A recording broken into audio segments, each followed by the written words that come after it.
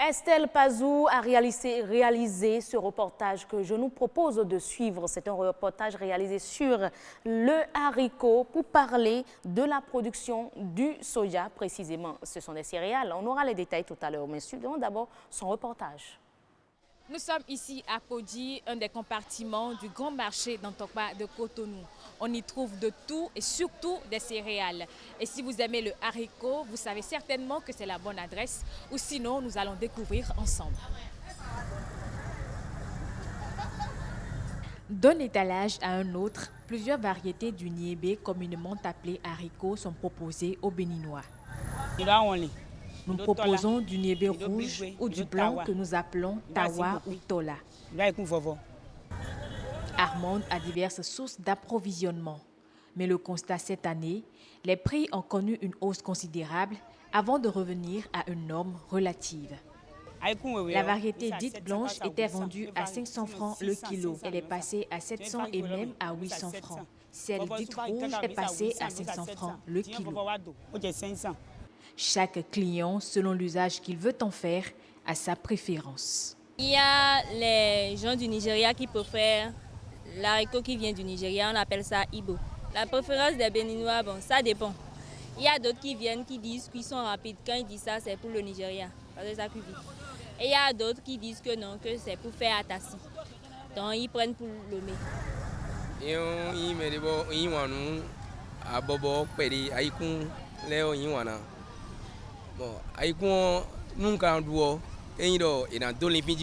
J'aime beaucoup le niébé quand c'est bien assaisonné. Soit on fait le mélange avec la farine de maïs quand c'est encore au feu, soit on y ajoute du gari après sa cuisson, sans oublier bien sûr l'huile rouge améliorée.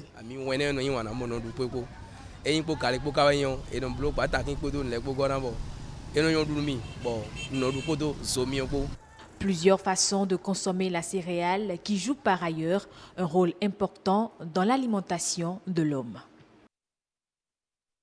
Merci à vous, Estelle Pazou, pour cette découverte. Mesdames et messieurs, on retrouve sur ce plateau Marchel Betoro. Marchel, bonsoir. Heureuse d'annoncer bonsoir. Vous portez très bien? Très bien la forme, hier. J'aime bien votre tenue en tout cas. Pareil chez vous aussi avec le rouge. Merci bien. Et ensemble, on va recevoir Rachid Dioda. C'est un habitué, hein? C'est vrai. Producteur de soja. Exactement. Comment allez-vous? Ça va bien. D'accord. Alors, Marchel, on parle des méthodes pour un meilleur rendement lorsqu'on s'intéresse à la production du soja. Exactement, nous allons nous intéresser à la production du soja ce soir, amis téléspectateurs. Un produit de la même famille que le haricot. Il faut préciser. Ça fait partie de la même famille. C'est les légumineuses. Les légumineuses, voilà. Exactement. Donc, c'est comme on le dit, c'est même père, mais différent, tout simplement. Et c'est justement du soja que nous allons parler ce soir, parce qu'il faut rappeler que ça a été pris en compte également dans le plan d'action du gouvernement, le plan d'action national de développement de filières. Il y a cette année, ça a été pris en compte il y a à peine 3 mois, je pense. Exactement, c'est en juin dernier. Voilà, donc déjà on va découvrir les différentes variétés de soja que nous avons et les variétés qui sont... Il y a plusieurs types de soja. Oui, je pense qu'il y a des milliers. Hein. Il y a plus de 15 000 variétés de soja au monde. Au monde. Voilà. Et au Bénin précisément, quelles sont les variétés qui sont cultivées, bien quelle est la variété qui est plus cultivée? Ok, d'accord. Comme vous l'avez si bien introduit, le soja appartient à la famille des légumineuses et il est originaire de l'Asie. Donc, c'est une plante annuelle. C'est une plante annuelle qui n'est pas permanente comme les autres. Et le soja, aujourd'hui, dans le monde, compte plus de 15 000 variétés. Est-ce qu'on arrive à reconnaître les 15 000 variétés? Oui, bon, ça dépend des origines. Il y a les origines américaines, japonaises, chinoises et autres. C'est d'ailleurs les grands producteurs de soja au monde. Mais au Bénin, la marque, il y a plusieurs variétés. Mais la variété la plus cultivée, c'est la variété Jupiter. C'est ça. Oui. Et actuellement, il y a même des structures, je prends par exemple l'État, qui sont en train de travailler sérieusement mais qui a déjà sorti 2 variétés encore pour pouvoir améliorer la production. C'est ça. Oui, Mais déjà, quand on parle de la production de soja au Bénin, nous, on aime les chiffres ici. Si on doit faire l'exercice pour avoir des chiffres, ne serait-ce qu'en matière de tonnage, en production de soja au Bénin, nous sommes déjà à combien de tonnes par an? Il faut dire qu'au Bénin, aujourd'hui, la production est à plus de 150 000 tonnes. Par an? Oui, aujourd'hui. Parce qu'entre-temps, depuis 1985, la production a évolué au Bénin. De 1985 à 2014, la production a évolué d'au moins 12 000 tonnes par an en moyenne. Qu'est-ce que je veux dire par là? En 2014, par exemple, nous avoisinons déjà les 100 000 tonnes. Et entre 2011 et 2014, la production a été multipliée par 7. Vous voyez un peu? Qu'est-ce qui a expliqué? Il faut dire qu'au début, les producteurs n'y étaient pas donnés, mais avec le temps, ils ont compris que c'est un produit qui est rentable et ça a suscité des engouements. Mais néanmoins, on trouve qu'il faut avec encore... Avec un soja aujourd'hui disponible partout. Ouais, je comprends que Rose aime ça, c'est parce que c'est pour ça qu'on connaît le nom. Exactement. C'est fromage. Si c'est ce que vous aimez, ça là, c'est les femmes qui sont très... Elle a dit, elle n'a pas trouvé 2 mots, elle a dit tout cru à mon soja. C'est leur domaine. Fromage de soja. Beaucoup de personnes vont se retrouver à travers ces termes. C'est ça. D'accord, donc vous étiez en train de parler en matière de tonnage, oui? Oui, en matière de tonnage, nous sommes aujourd'hui à plus de 150 000 tonnes. Il faut dire que les choses ont évolué parce que le gouvernement actuel a pris les choses à bras le corps. Avant de venir au niveau du gouvernement actuel, j'ai comme impression qu'il y a toujours à faire parce qu'on dit que tant que ce n'est pas parfait, il y a toujours quelque chose à faire. Tant qu'il y a toujours à faire. Vous avez parlé de tonnage, mais est-ce que c'est déjà la quantité aujourd'hui de soja produite au Bénin suffit déjà pour couvrir les besoins au plan interne? Non. La réponse, c'est non. Parce qu'il y a déjà des industries locales qui n'arrivent même pas à obtenir satisfaction au niveau local, c'est-à-dire au niveau national. Et c'est pourquoi il y a des industries locales, par exemple, qui déjà font des contrats avec des associations, des coopératives, juste pour avoir une quantité pour faire tourner leur machine. Afin d'avoir la matière première disponible. Mais c'est fait qu'au bout du compte tenu du fait que la filière n'est pas organisée, donc chacun vend le produit à sa guise. Dans quelle zone précisément, quand on parle du Bénin, quelles sont les zones dans lesquelles on retrouve la production de... Il faut dire que la production au Bénin, c'est à partir du centre, et à partir des collines pour monter, mais il y a encore des variétés de culture aussi dans le sud. C'est quelle variété de soja ça? Ici... Oui. C'est ce que nous avons au Bénin? Oui. C'est Jupiter, c'est la variété Jupiter là? Jupiter. Ok. Voilà bien. D'accord, merci au réalisateur. Donc, on retrouve ça dans le centre, colline, nord, c'est ça? Ça va jusqu'au nord? Il y a même au sud, oui, ça va au nord.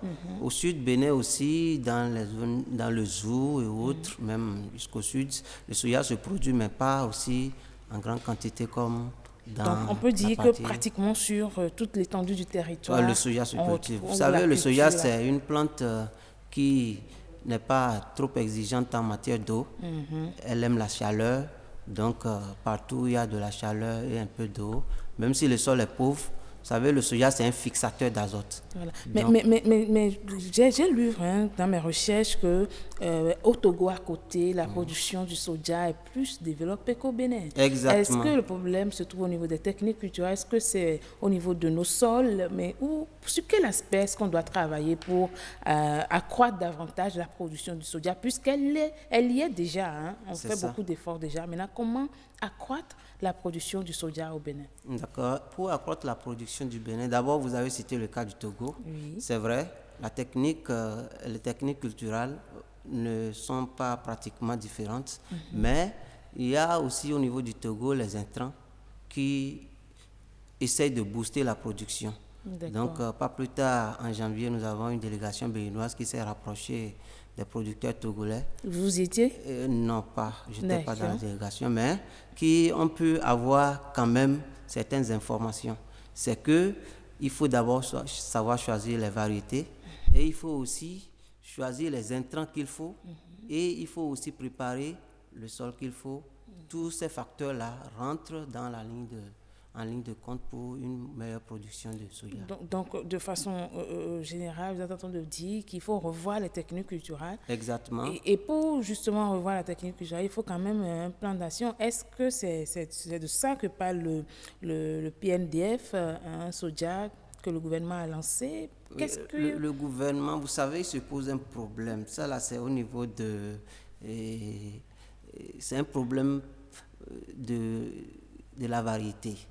Au niveau de la variété, le gouvernement est en train de vouloir réguler et savoir quelle espèce, quelle variété on doit pouvoir développer pour pouvoir obtenir des rendements meilleurs au niveau des producteurs. Donc c'est là où on en est actuellement. Oui, le gouvernement a déjà inscrit dans son programme le soja comme l'une des cultures prioritaires. Mais la variété à développer reste encore à déterminer, c'est ça?